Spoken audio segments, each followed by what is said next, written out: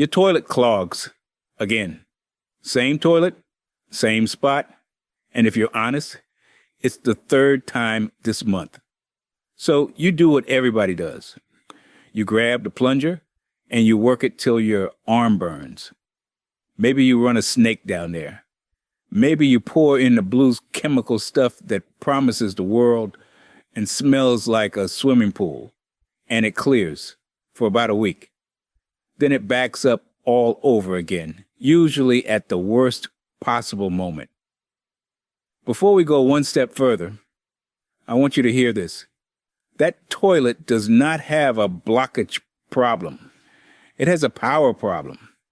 And you have been standing there, plunger in hand, fighting the wrong end of the thing this whole time. I'm Roger. I've turned wrenches on toilets for longer than I care to admit. And a toilet that keeps clogging in the same spot is one of the most misdiagnosed problems I run into. People spend real money chasing a blockage that was never really there. A snake call runs you somewhere around $150 to $300. Do it enough times, and a plumber talks you into a whole new toilet. Another $200 to $500 installed. The actual fix for most of these? $0. Stuff already under your sink. About 20 minutes of soaking while you sleep. Stick with me all the way to the end, because I'm going to hand you a one-bucket test that tells you in about 10 seconds whether your problem is free to fix or whether it's the one case where you genuinely have to spend. Let's get into it. This doesn't start at the drain. It starts with how a flush actually moves.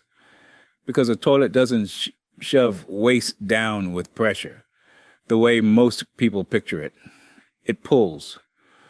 When you hit that handle, the tank dumps its entire load of water into the bowl all at once, fast.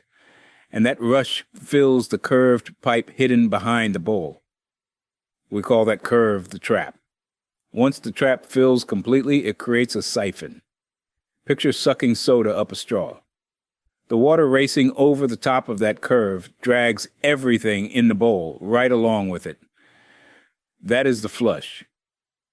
That whoosh and swirl you hear is a siphon doing its job, and doing it in about 4 or 5 seconds. Now here is the part almost nobody knows. That water doesn't just fall into the bowl from one big hole. It enters through a set of small openings. Run your fingers up under the rim, up under the lip where you never look, and you'll feel little angled holes. Those are the rim jets. And down near the bottom of the bowl, usually pointed straight into the throat of the trap, there's a bigger one. That's the siphon jet. Those openings aim the water, spin it around the bowl, and build the speed the siphon needs to grab hold. They are the whole difference between a flush that clears in one shot and a flush that just kind of gives up halfway. Here's how you can tell a strong flush from a weak one without any tools. A healthy flush swirls hard around the whole bowl, fast, and the water level drops sharp at the end with a clean gulp. A weak flush kind of lazily washes down one side. The water rises before it falls, and it takes its sweet time. If your flush looks tired, that's not the toilet being old and cranky. That's the jets telling you they're choked. And that is the free fix I'm about to walk you through. So what goes wrong? Scale, mineral scale. If you've got hard water, and most of us do, every single flush leaves behind a trace of calcium and lime. You can't see it happening. And you probably already know if you've got hard water, you just never connected it to your toilet. Spots on your drinking glasses that won't wipe off. A crusty white ring around the faucet aerator. A shower head that sprays sideways because half the little holes are plugged. Same mineral, same problem, all over your house.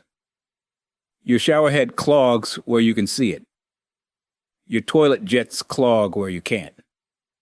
Over months and years, that mineral builds up inside those tiny rim jets, and that siphon jet, the exact same way plaque builds up inside an artery. An opening that started out the size of a pencil lead narrows down to a pinhole. Some of the rim jets close off completely, so half your bowl isn't even getting water anymore. And when those jets choke down, your flush loses its punch. Less water gets through, and what does get through moves slower. The siphon that used to grab everything and pull it clean barely gets started. You've got a weak flush, and a weak flush doesn't fully clear the bowl. So a little paper and residue hangs back in the trap every time. Next visit, that leftover snags the new load. That, right there, is your recurring clog. It was never some mystery blockage buried deep in your pipe. It was your own toilet slowly strangling its own flushing power. Because nobody ever thought to clean the one part you can't see. And I'm not making this up to sound clever. Plumbers who fix toilets all day know it cold. One quoted in a national repair cost guide said it flat out. Calcium buildup clogging the inlets to the bowl is a classic cause of a weak flush, and it turns up most on toilets more than 15 years old. 15 years. If your house is older and you've never touched those jets, they are almost certainly gunked up right now. Think about that. So, let's fix it. For nothing. Step 1 is to see what you're dealing with. Grab a small mirror, the kind you'd use to check your teeth or the back of your head, and a flashlight. Hold the mirror up under the rim and shine the light so you can actually look at those rim jets. On a healthy toilet, they're open little slots. On a clogged one, you'll see them crusted over, white or rusty, some of them sealed shut like somebody putted them closed. Now you know. That crust is your problem, and that crust is free to remove. Step 2, you ream them out. Take a short piece of stiff wire, a straightened paper clip works on the small ones, or a thin Allen key, one of those little L-shaped hex wrenches for the bigger jets. Gently work it into each opening and scrape the buildup loose. Don't go crazy and don't force metal hard against the porcelain. You're just breaking the crust, not drilling. Do every rim jet you can reach, then do the siphon jet down at the bottom of the bowl. You'll feel it go from packed to open. That alone brings some toilets right back to life. Step 3 is where the real magic happens, and it costs about $2. White vinegar. Vinegar is a mild acid, and mineral scale is a base, so the vinegar dissolves it. Here's the trick most people miss. You've got to get the vinegar sitting inside the jets, not just splashing around the bowl. So turn off the little supply valve behind the toilet and flush to empty the tank. Or if you'd rather work from the top, pour warm vinegar right down the overflow tube inside the tank. That's the open pipe sticking up in the middle. The vinegar runs the same path the water takes, through the rim and out the jets. And it sits there working overnight. Leave it. Go to bed. In the morning, that scale is soft, and a lot of it just rinses away. Step 4, you rinse and test. And this is a safety point I need you to lock in. So listen up. Flush it through and rinse the jets with hot tap water. Hot tap, not boiling. I know the internet loves telling you to dump a pot of boiling water in the bowl, and I'm telling you don't. Your toilet is vitreous china, basically glass that's been fired hard, and glass hates a fast temperature swing. Boiling water hitting cold porcelain can crack the bowl right down the side. The engineers who study this put the safe sealing around 140 degrees, and your hot tap runs right about there. Boiling is 212. So use hot tap water and save yourself from turning a free fix into a brand new toilet. One more safety line while we're here, and this one's serious. When you clean with vinegar, do not ever mix it with any bleach-based or acid-based toilet bowl cleaner. Not the tablets in the tank, not the blue gel, none of it. Vinegar is an acid. Bleach is a base. And when they meet, they release chlorine gas. That's the same stuff they used as a weapon in the First World War. Poison control centers log thousands of these calls every year, most of them regular folks cleaning a bathroom who had no idea. In a small room with the door shut, it can put you on the floor. So vinegar by itself, rinse it clean, and never chase it with a bowl cleaner. Fair enough? Good. Before we move on, quick thing worth knowing. Everything I just walked you through, the jet inspection, the soak, the whole routine, it's written up step by step in my book. 100 old house fixes that save you thousands. It's built around simple at-home checklists and a seasonal maintenance calendar, so you're catching this stuff on your own schedule instead of paying premium rates the day it backs up on you. Links down in the description, and there's a code on your screen you can scan with your phone. Take a look when you get a minute. All right? Cleaning the jets is the fix. But if you want to stop landing back here every few months, there are a few habits that keep that flush strong, and they cost you nothing but a little discipline. First one, paper. A lot of recurring clogs are just too much of it going down at once. A good flush can move a reasonable wad. It can't move a softball. If your household tends to pile it on, flush twice, once partway through and once at the end. Sounds wasteful. It's a lot cheaper than a service call. Second, and I will die on this hill, the so-called flushable wipes. They are not flushable. The label lies. Toilet paper is designed to fall apart in water within seconds. Those wipes are basically fabric, and they do not break down. They go around the trap, snag on the smallest rough spot in your line, and they sit there like a net catching everything that comes after. I have pulled ropes of those things out of drains that would turn your stomach. If it's a wipe, it goes in the trash. Every time. No exceptions. Third habit, keep an eye on the tank, because a weak flush sometimes starts there. Take the lid off and watch a flush. That rubber flap at the bottom, the flapper, is supposed to stay wide open until the tank empties, then drop and seal. If it's old and warped, it's slammed shut early, and your bowl only gets half the water it needs. Half the water means half the flush.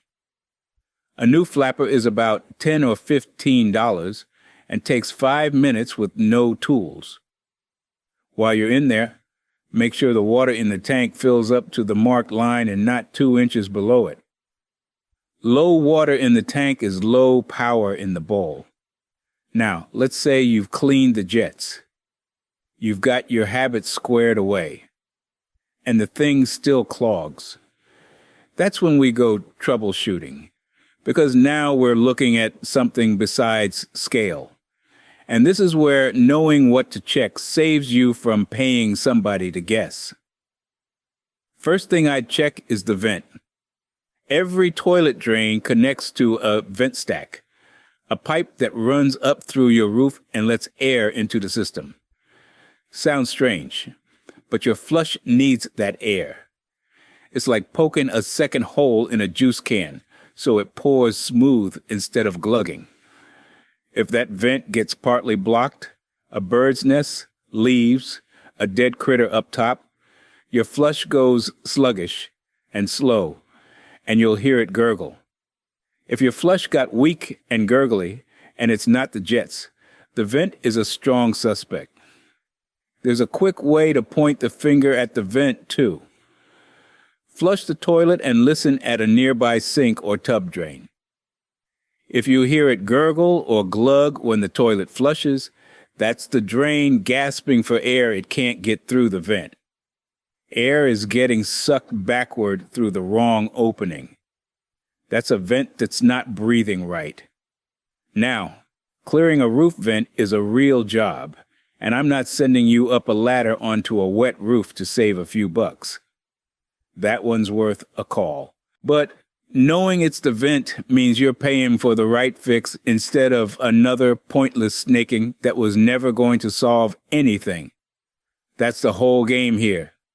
Not never calling a plumber. Calling one for the right reason once instead of 3 times for the wrong one. Second, what I call a clog magnet. Sometimes something got partway down. A kid's toy, a chunk of a broken flapper, a wad of those wipes, and it lodged in the trap or just past it. It doesn't fully block the drain, so water still goes down. But it catches paper on every flush and builds a new clog on top of itself. A plunger won't grab it. What you want here is a closet auger. That's a toilet-specific snake with a rubber sleeve so it won't scratch the bowl, about $25 to $30 at any hardware store. You crank it down, hook the object, and pull it back out. Owning one of those is cheaper than a single service call, and it pays for itself the first time. And then there's the one honest exception, the case where the free fixes won't save you.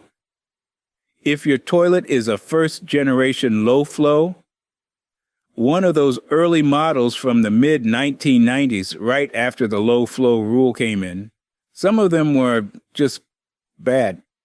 Weak siphon from the factory, poor bowl design, never flushed right a day in their life. You can clean those jets spotless, and they'll still choke on a normal load. If you've done everything and an old bargain basement toilet still can't clear itself, that's when replacement is the real fix, not a ripoff. And here's your good news. A modern toilet, even a good one, moves way more with way less water than those old clunkers. $200 to $500 installed. And it's the last time you think about it. I'll tell you when to spend. This is one of the rare times it's worth it. Now the test I promised you at the top. This one tells you which problem you've actually got, and it works whether you've cleaned your jets yet or not. Grab a bucket and fill it with about 1 gallon or 2 of water. Regular temperature, nothing hot, nothing fancy. Now, without touching the handle at all, pour it into the bowl in one steady dump. Fast. Straight down the middle. What you're doing is exactly what the tank is supposed to do. A big slug of water all at once, except you're doing it by hand with full force. Watch what happens. If that bucket pour clears the bowl strong, whooshes right down and gone, then your drain is wide open and clear. Your problem is upstream, in the flush delivery. Weak tank, tired flapper, or those scaled up jets we already talked about. Every bit of that is free to fix, and now you know exactly where to aim. But if you dump that whole bucket and the water still rises, still struggles, still just barely crawls down, that's a completely different animal. That's a real obstruction, sitting down in the trap or the drain line, and no amount of jet cleaning touches that. That's your closet auger job. Or if it's deep and stubborn, your call to a pro. The bucket doesn't lie. 10 seconds, and you know which side of the fence you're standing on before you've spent a single dollar. That's the whole fix, start to finish.